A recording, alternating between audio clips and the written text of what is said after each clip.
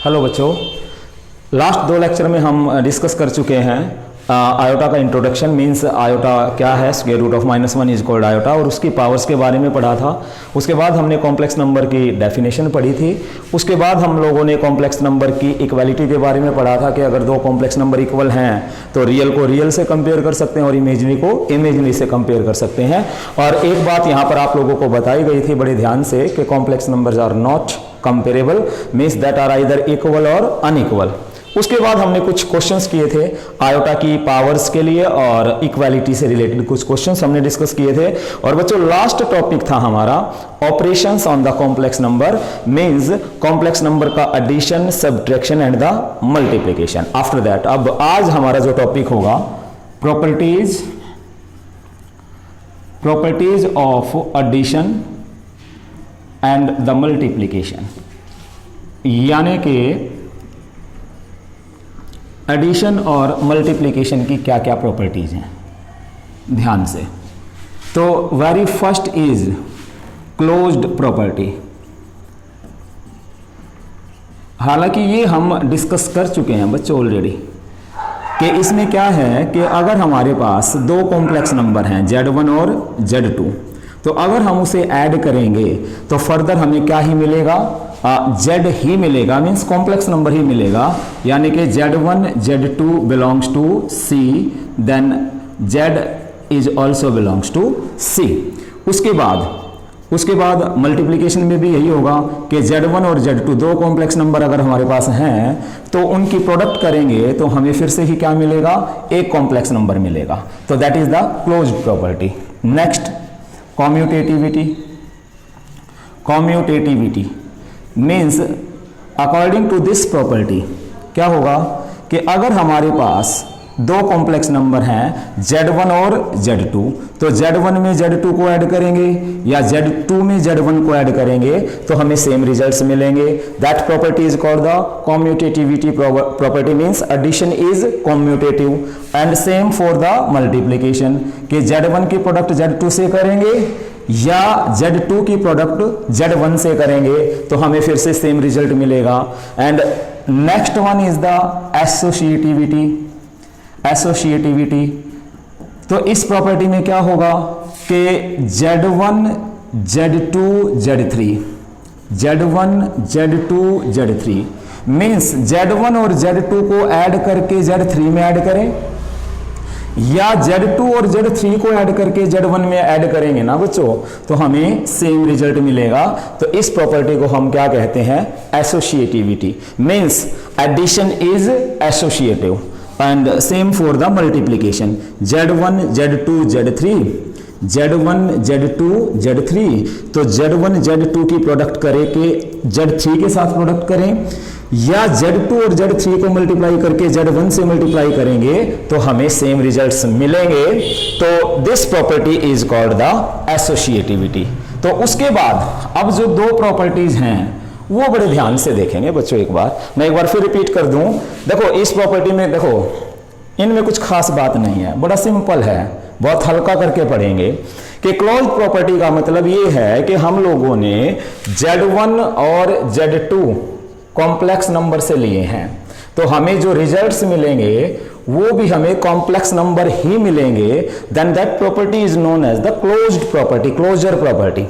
Commutativity में क्या है, बड़े सिंपल शब्दों में बात करते हैं कि अगर हम एलिमेंट्स की पोजीशंस की अदला बदली कर दें तो रिजल्ट में कोई फर्क नहीं पड़ेगा, एडिशन में भी और मल्टीप्लिकेशन में भी।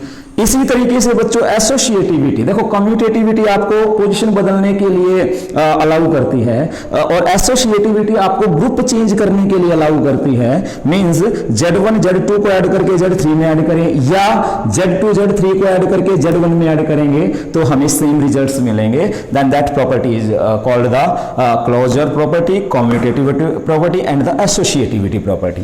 अब उसके बाद बच्चों ध्यान से, ये जो 2 प्रॉपर्टी अब हम डिस्कस करने जा रहे हैं इन पर अच्छे क्वेश्चंस भी हैं। तो ये है हमारे पास एग्जिस्टेंस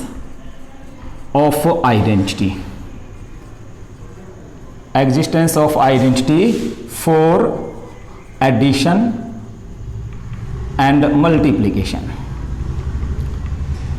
मीन्स अब क्वेश्चन ये है कि कॉम्प्लेक्स नंबर में एडिशन और मल्टीप्लिकेशन के लिए क्या कोई ऐसा एलिमेंट है कि जो आइडेंटिटी का काम कर दे? तो अब सबसे पहले मैं बात कर दूं कि एक बार आप लोगों के सामने कि आइडेंटिटी एलिमेंट होता क्या है। तो बच्चों आइडेंटिटी एलिमेंट सुनना ध्यान से कि एक ऐसा एलिमेंट जिसको किसी भी एलिमेंट के साथ ऑपरेट करने पर अगर वही एलिमेंट आ जाए then that element is called the identity element. Are you getting? मैं दोबारा रिपीट कर दूं एक बार। आइडेंटिटी एलिमेंट क्या होता है कि कोई भी एक ऐसा एलिमेंट आपको ढूंढना है कि वो एग्जिस्ट करता है कि नहीं करता, मे भी ना भी करे, कोई जरूरी नहीं है। तभी हमने यहाँ पर इसमें हेडिंग का नाम रखा है existence of the identity for addition and multiplication. के कॉम्प्लेक्स नंबर में क्या हमारे पास कोई ऐसा कॉम्प्लेक्स नंबर है जिसको मैं किसी भी कॉम्प्लेक्स नंबर में ऐड कर दूं तो मुझे वही मिले? है क्या ऐसा? है। कौन? जीरो है। Zero is a complex number. क्यों? उसको हम यूं लिख सकते हैं 0 + 0 आयोटा। Are you getting? तो बच्चों जीरो हमारे पास कॉम्प्लेक्स नंबर में ऐसा नंबर है जिसको हम किसी भी कॉम्प्लेक्स नंबर में ऐड कर दें तो हमें वापस वही मिलेगा। तो इसलिए लेफ्ट और राइट कैसे भी, तो इसलिए जीरो को हमने क्या डिक्लेयर कर दिया? Additive identity. हमारे पास दो तरह की आइडेंटिटी होंगी, एडिटिव और मल्टीप्लिकेटिव।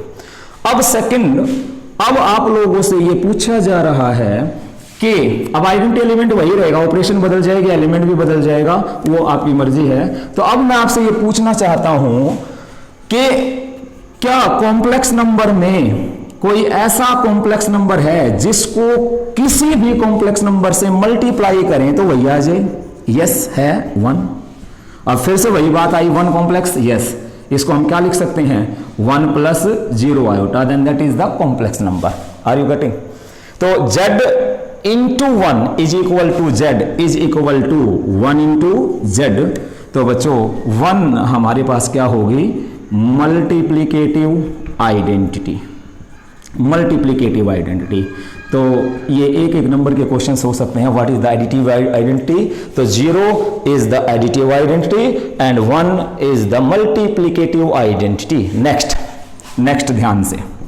तो यहां पर इसके बारे में क्या कंक्लूजन निकल कर आया कि एडिशन में और मल्टीप्लिकेशन के केस में कॉम्प्लेक्स नंबर की दुनिया में हमारे पास दोनों तरह की आइडेंटिटी एग्जिस्ट करती हैं। एडिशन के केस में आइडेंटिटी कौन होगा?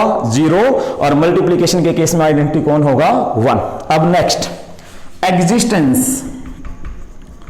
Existence of inverse in addition and the multiplication.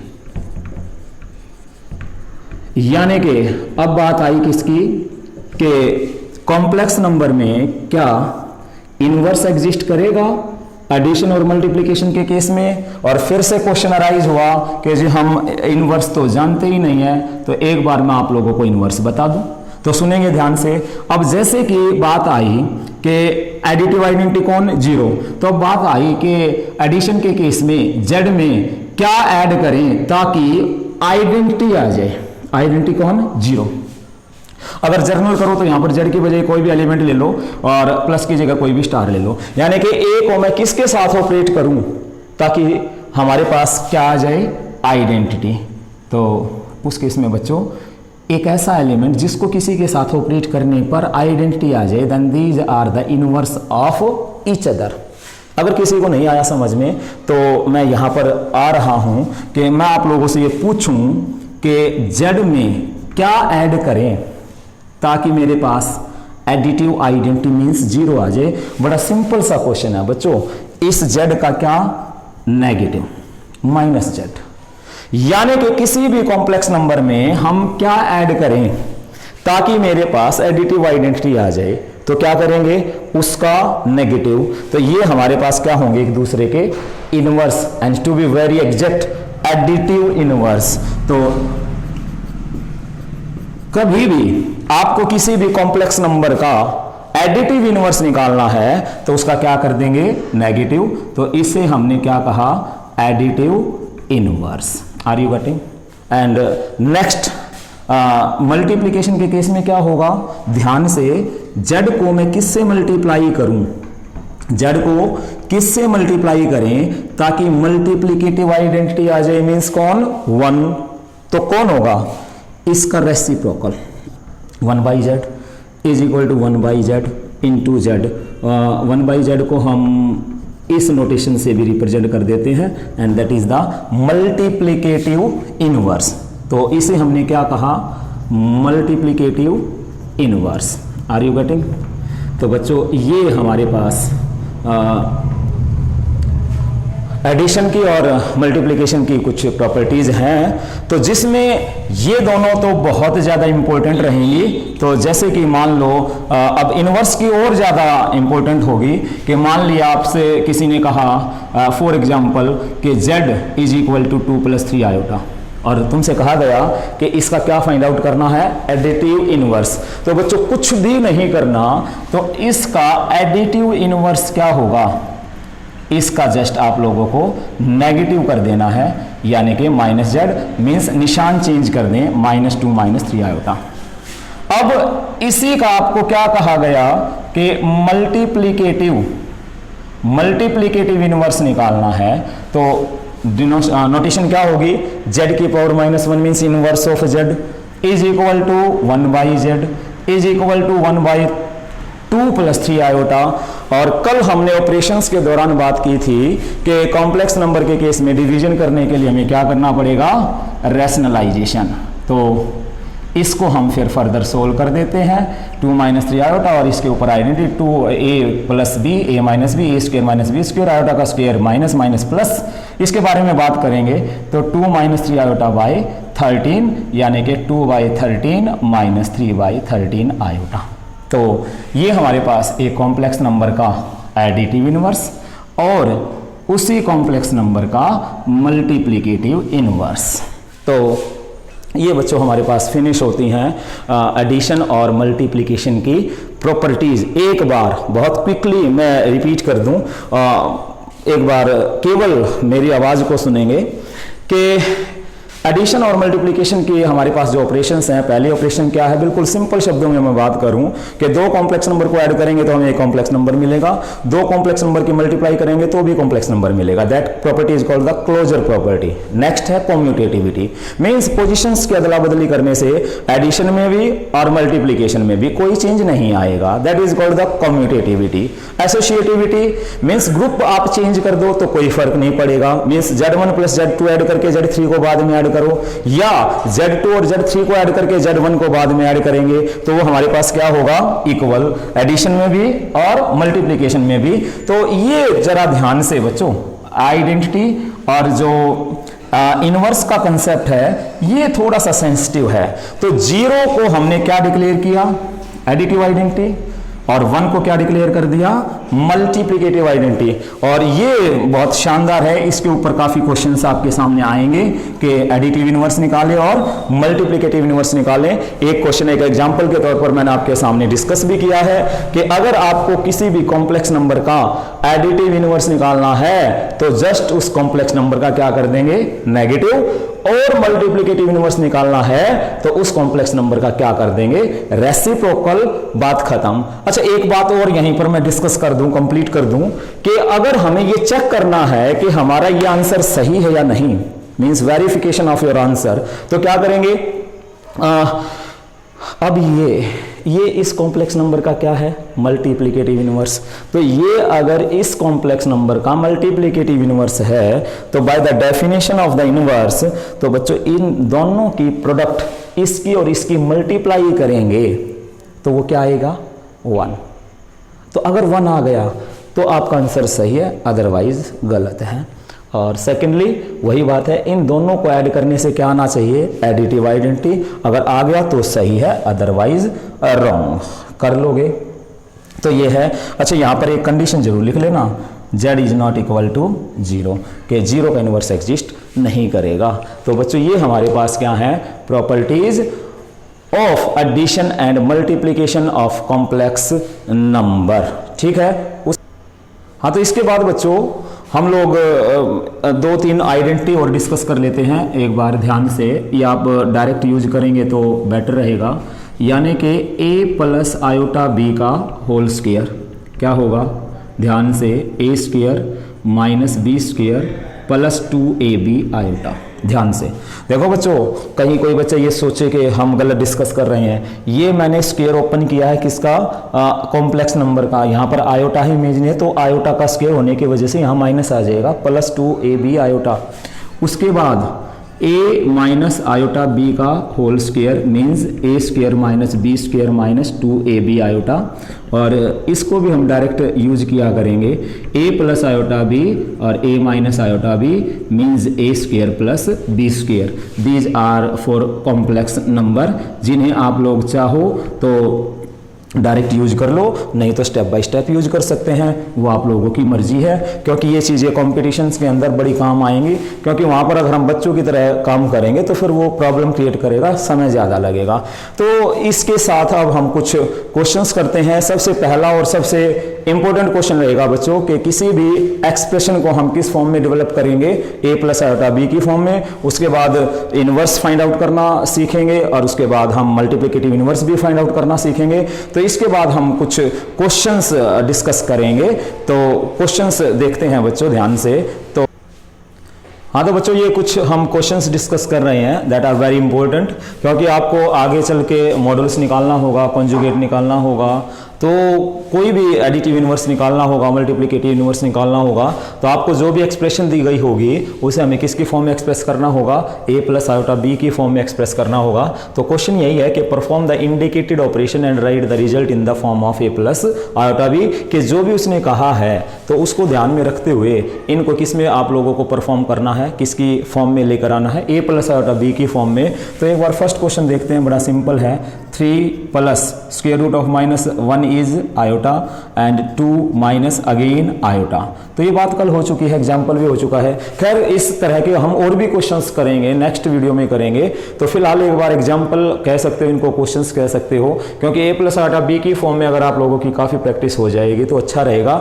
और दूसरी बात एक और है बच्चों कि मैं एक इंडिविजुअल बुक यहाँ पर नहीं उठाना चाहता कि उसके लगातार क्वेश्चंस करेंगे। तो मेन थिंग इज दैट कि आप लोगों का बेसिक सॉलिड होना चाहिए। उसके बाद बुक्स तो बहुत सारी हैं, एनसीईआरटी भी है, काफ़ी रेफरेंस बुक्स हैं, कॉम्प्रिहेंसिव है, एलिमेंट है, आरडी शर्मा है, बहुत अच्छी अच्छी और भी बुक्स हैं, काफ़ी सारी हैं। तो क्वेश्चंस की इतनी बात नहीं है, वो आपकी प्रैक्टिस मैटर करेगी, बशर्ते कि आपके पास बेसिक ज़बरदस्त होगा।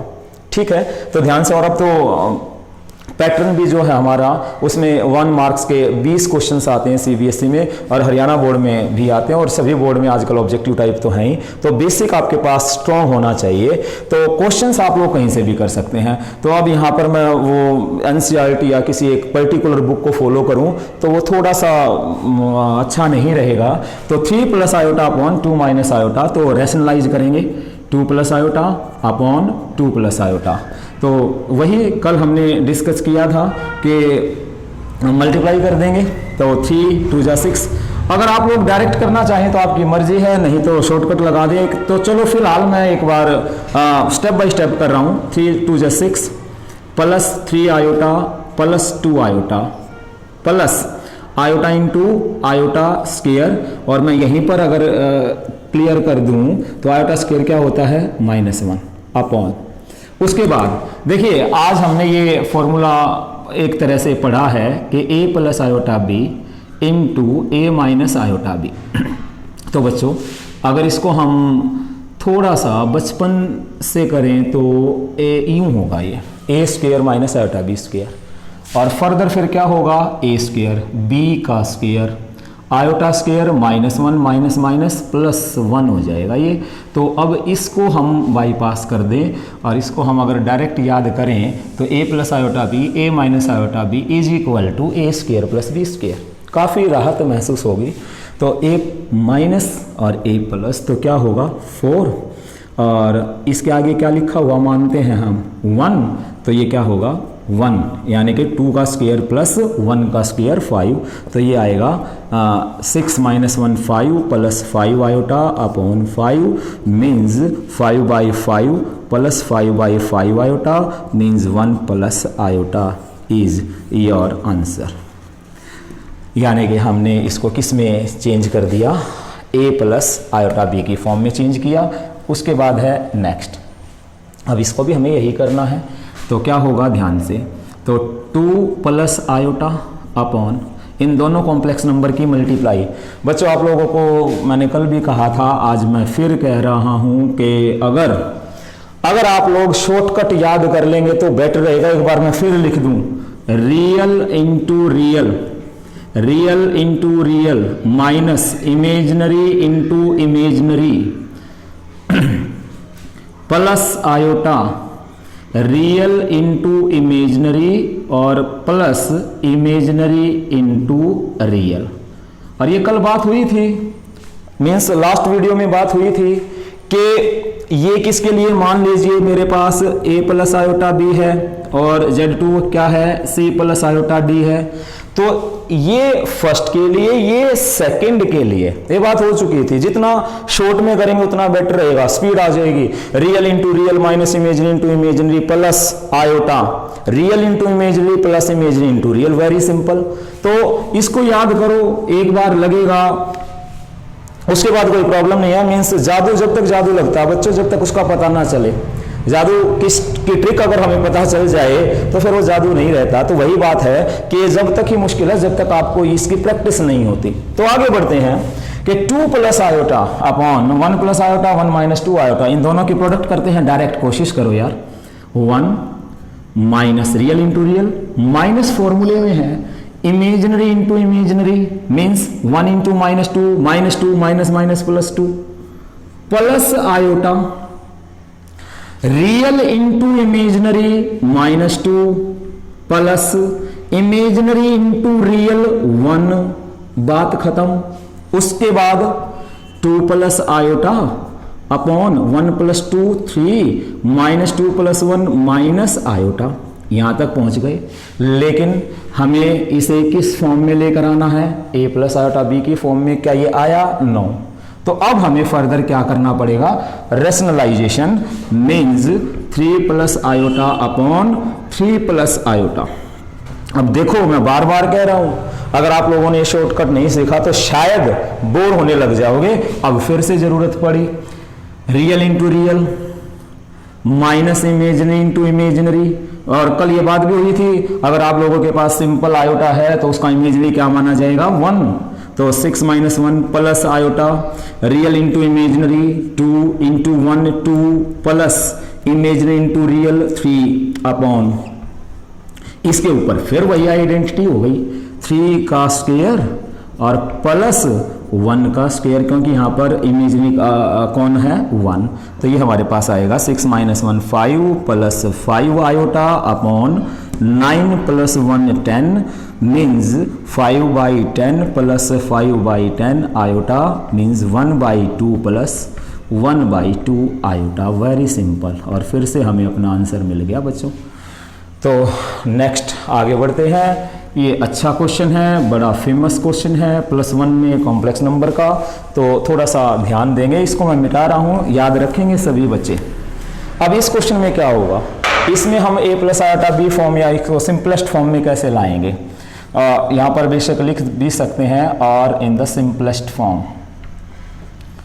तो क्या होगा, तो एक काम करते हैं कि ब्रैकेट के अंदर जो टर्म है पहले उसको सिंप्लीफाई कर लेते हैं, 4n + 1 को बाद में करते हैं। 1 plus iota upon 1 minus iota, rationalize 1 plus iota upon 1 plus iota.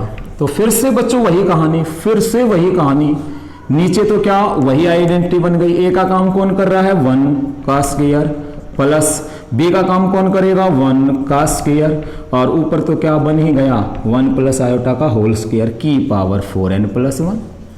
अब उसके बाद इस स्क्वायर को ओपन करो। फिर से मैं कहूँगा आपकी मर्जी है, या तो सीधा फॉर्मूला लगा दो या फिर आप लोगों की मर्जी है। चलो मैं फिलहाल तो सिंपल लगा रहा हूँ, 1 square plus iota square plus 2 1 into iota upon 1 का स्क्वायर 1 प्लस 1 का स्क्वायर 1 मीन्स 1 का स्क्वायर 1 आयोटा का स्क्वायर -1 और प्लस 2 आयोटा बाय 2, 1 से 1 कैंसिल और 2 आयोटा बाय 2 की पावर 4n प्लस 1, 2 से 2 मीन्स हमारे पास क्या बचा आयोटा की पावर 4n प्लस 1। अब इसको हम ब्रेक कर देते हैं, आयोटा की पावर 4n इंटू आयोटा की पावर 1। अब आयोटा की पावर 4n को लिख देंगे आयोटा की पावर 4 की पावर n इंटू आयोटा, और ये क्या बन जाएगा 1, क्योंकि हमने याद किया था कि आयोटा की पावर 4 क्या होता है 1, तो 1 इंटू आयोटा आयोटा। तो इसका आंसर क्या होगा, iota means a plus iota. b की फॉर्म में अगर रिप्रेजेंट करना है तो इसको क्या लिख देंगे 0 प्लस आयोटा। तो हमने इन 3 क्वेश्चंस के अंदर हमने टर्म्स को किस में सिंप्लीफाई किया, a प्लस आयोटा b के फॉर्म में रिप्रेजेंट किया है। तो अब हमारा बच्चों जो नेक्स्ट टॉपिक होगा तो नेक्स्ट टॉपिक में हम क्वेश्चंस करेंगे, नेक्स्ट टॉपिक के अंदर क्वेश्चंस करेंगे एडिटिव इनवर्स और next is the multiplicative inverse और square root of complex number. और उसके बाद फिर कॉन्जुगेट भी है, मॉडुलस भी है, पोलर फॉर्म भी है, बहुत आसान रहेंगे। आप लोगों को शॉर्टकट भी बताए जाएंगे, कंपटीशन के लिए भी बात होगी, तो ज़्यादा पैनिक होने की आपको कोई ज़रूरत नहीं है, सब बिल्कुल इजी रहेगा, कोई प्रॉब्लम नहीं है। बस आप रेगुलर लगातार वीडियोस देखते रहें, घर पे मेहनत करते रहें, बाकी कोई खास मुश्किल नहीं है। तो नेक्स्ट वीडियो में मिलते हैं, तब तक के लिए थैंक यू, बाय।